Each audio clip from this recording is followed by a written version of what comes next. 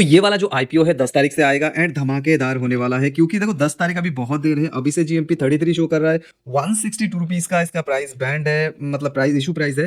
तो 20% से भी ज्यादा अभी के टाइम में ये लिस्टिंग गेन शो कर रहा है। 920 करोड़ का टोटल आईपीओ साइज है, जो कि एकदम छोटा भी नहीं है लेकिन इतना बड़ा भी नहीं है, ठीक है। लास्ट 1 ईयर देखा जाए तो रेवेन्यू जो है 13% से बढ़ा हुआ है। प्रॉफिट आफ्टर टैक्स भी 40% से बढ़ा हुआ है लास्ट 1 ईयर में। अगर आप देखो तो यहाँ पे अच्छा खासा इसके पास मतलब प्रॉफिट भी है, और साथ साथ इसके पास बहुत सारा सरप्लस भी है। मतलब जितना इसका मार्केट कैप नहीं है उससे ज्यादा तो इसके पास सरप्लस है, ठीक है। और देखा जाए तो बोरोइंग 733 करोड़ का है। प्राइस टू बुक वैल्यू अगर आप देखो तो 6 टाइम है। वहीं पे आरओई आरओसी भी बहुत बढ़िया है। डेट टू इक्विटी ठीक ठाक है, और आरओएनडब्ल्यू, प्रॉफिट मार्जिन, एबिटा मार्जिन सारा कुछ सही है। आज हम बात करेंगे पार्क हॉस्पिटल मतलब पार्क मेडी वर्ल्ड आईपीओ के बारे में। ये वाला आईपीओ 10 तारीख से ओपन हो रहा है। बेसिकली सबसे पहले मैं बताऊंगा इसका कंपनी डिटेल, कंपनी का काम क्या है। इस नेम से थोड़ा बहुत पता चल रहा है, लेकिन डिटेल में जानना बहुत जरूरी है। इसका बिजनेस क्या है, साथ साथ सेकंडली मैं आपको बताऊंगा इसका आईपीओ डिटेल, देन थर्डली इसका जो है फाइनेंशियल डिटेल जानेंगे, एंड देन प्रोस कॉन्स के साथ मैं आपको बता दूंगा कि इसमें अप्लाई करना चाहिए नहीं करना चाहिए, ठीक है। टिल दी एंड बने रहना। एंड भाई देखो, अभी के टाइम में 3 आईपीओ जो है आज के डेट में क्लोज हो गया है। तीनों के तीनों आईपीओ में से 2 आईपीओ को मैंने अप्लाई करा है। एंड एचएनआई कैटेगरी में कैसे आप अप्लाई कर सकते हो वो भी मैंने करके दिखाया हुआ है। तो अगर आप अप्लाई करना चाहते हो इन आईपीओ में जो है एचएनआई कैटेगरी में, यहाँ पे आपको एंड स्क्रीन पे वीडियो मिलेगा या फिर डिस्क्रिप्शन में भी उसका लिंक मिलेगा, आप जाके देख सकते हो। एंड कोई भी क्वेरीज हो ना, आप सीधा इंस्टाग्राम पे पूछ सकते हो, 1-to-1 जवाब मिलेगा। Link is in the description Instagram का, एंड डिस्क्रिप्शन में लेमन का लिंक दिया है, आप साइन अप कर सकते हो। चलो सबसे पहले मैं आपको बताऊंगा कि कंपनी डिटेल क्या है, इसका कंपनी का काम क्या है, ठीक है। वो बहुत ही ज्यादा इंपॉर्टेंट है।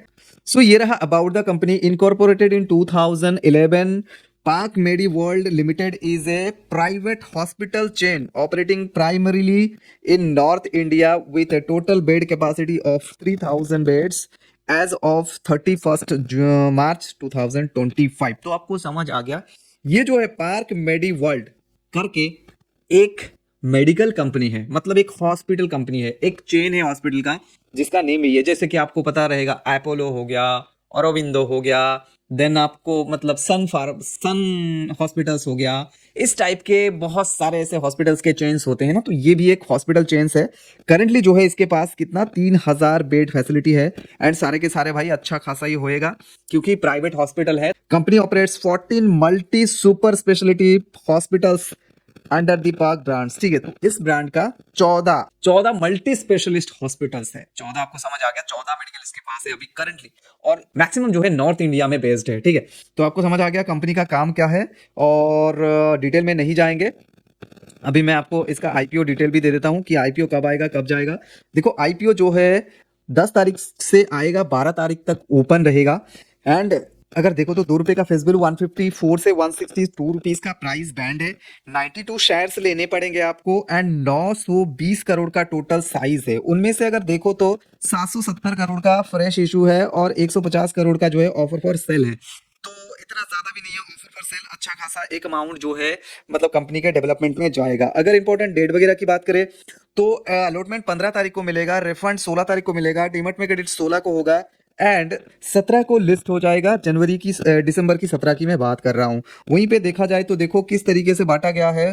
क्यूआईबी को भाई 50%, और रिटेलर को 35%, एंड मतलब जो एचएनआई कैटेगरी है वहां पे 15% बांटा जाएगा, ठीक है। और जैसे कि हमेशा से रहता है मेन बोर्ड के आईपीओ में, एक लॉट में यहाँ पे देखो जो रिटेलर है 1 लॉट से स्टार्ट करके 13 लॉट तक अप्लाई कर सकता है। अपनी प्रोमोटर की बात करेंगे तो देखो यहाँ अजित गुप्ता एंड डॉक्टर अंकित गुप्ता, ये है कंपनी के प्रोमोटर।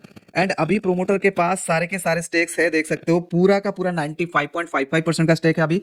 आफ्टर आईपीओ ये 82.89% रह जाएगा, जो कि बहुत बढ़िया चीज हो जाती है, ठीक है। तो ये थे आईपीओ डिटेल। अब मैं आपको इसका फाइनेंशियल डिटेल भी दे देता हूं, फाइनेंस इसका क्या कहता है, ठीक है। जैसे कि मैं आपको पहले से ही बता चुका हूं थोड़ा सा कि भाई इसका जो रेवेन्यू है 1 साल में 13% से बढ़ा है। प्रॉफिट आफ्टर टैक्स 40% से बढ़ा हुआ है लास्ट 1 ईयर में। एसेट की बात करूं तो देख सकते हो यहाँ पे 23 से 24, 24 से 25, 25 सितंबर तक का भी डेटा है यहाँ पे, ठीक है ना। तो यहाँ देख सकते हो एसेट में 1592 से 1912 एंड 2133, वहीं से 2300, ठीक है। तो कंटिन्यू बेसिस में जो एसेट है वो बढ़ता रहा है।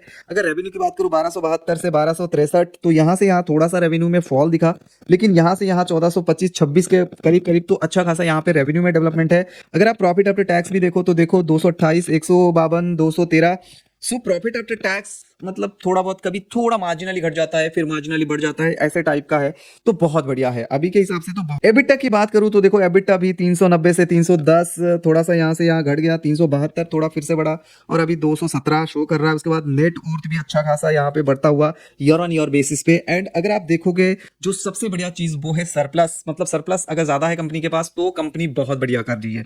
तो देखो 653 से 858, वहीं से 1049 करोड़, वहीं से 1187.77 करोड़ का करंटली इसके पास सरप्लस है, जो कि बहुत ही बढ़िया हो जाती है। वहीं पे अगर बोरोइंग देखा जाए तो देखो बोरोइंग कंटिन्यूअसली थोड़ा थोड़ा करके बढ़ा हुआ है, 733 करोड़ का भी बोरोइंग है, इतना भी ज्यादा नहीं है। ठीक है, वहीं पे कुछ की फीचर्स की बात करूं तो देखो यहाँ भाई ROE 20%, ROC 17% से ज्यादा है, एंड डेट टू इक्विटी भी ठीक ठाक है, ROW ठीक ठाक है, प्रॉफिट मार्जिन अच्छा है, EBITDA मार्जिन अच्छा है, प्राइस टू बुक वैल्यू भी डिसेंट है। ठीक है, तो ओवरऑल देखा जाए सारा कुछ बढ़िया है। साथ ही साथ जो है आपको 20% से भी ज्यादा यहाँ पे आपको दे रहा है, मतलब लिस्टिंग गेन। तो यहाँ अभी के टाइम में एकदम मक्खन लग रहा है ये वाला कंपनी। देखो मैं यहाँ पे सीधा सीधा बात करूंगा, लिस्टिंग गेन इसमें मिलने वाला है, और उसका रीजन यही है कि यहाँ पे इसका फाइनेंशियल स्ट्रक्चर स्ट्रांग है, साथ साथ ये जो है एक हॉस्पिटल का चेन है। एंड ऐसा इंडिया में तो अभी तक नहीं है जो हॉस्पिटल है जो बहुत ही ज्यादा घाटे में जा रहा है। हॉस्पिटल मैक्सिमम हॉस्पिटल चेन्स हो गया, फिर फार्मा कंपनी हो गया, फार्मा कंपनी बहुत बढ़िया करती है इंडिया में। ठीक है, सो दैट्स वाई यहाँ पे एक प्लस पॉइंट है कि ये फार्मा कंपनी है, तो मेरे हिसाब से इसमें अप्लाई करना चाहिए। 10 तारीख से ओपन होगा, अगर 10 तारीख को जीएमपी 20% शो करती है तो आंख बंद करके मैं यहाँ पे अप्लाई कर दूंगा। आपको अप्लाई करना नहीं करना आप डिसाइड करना। एंड जीएमपी में थोड़ा बहुत चेंजेस आएगा, डेफिनेटली मैं आपको वीडियो बना के मतलब बताऊंगा, आपको शो करूंगा, तो चैनल को उसके लिए सब्सक्राइब करके रखना। एंड भाई देखो मीशो का आईपीओ अगर आपने अप्लाई करा है, या फिर एकुस का आईपीओ भी अप्लाई करा है ना, तो डेफिनेटली उसके ऊपर वीडियो देखना भूलना मत कि लिस्टिंग के डे में आपको क्या करनी है। आपको पता रहेगा मीशो का आईपीओ मैंने एचएनआई कैटेगरी में अप्लाई करा है। अगर आपको देखनी है किस तरीके से एचएनआई कैटेगरी में मैं अप्लाई करा हुआ हूं, या फिर आप एचएनआई कैटेगरी में अप्लाई करना चाहते हो, तो ये वाला वीडियो देख के प्रोसेस जान सकते हो। एंड कोई क्वेरीज हो सीधा इंस्टाग्राम पे पूछो, लिंक डिस्क्रिप्शन में है, लेमन का लिंक डिस्क्रिप्शन में दिया हुआ है, साइन अप करो। Thank you.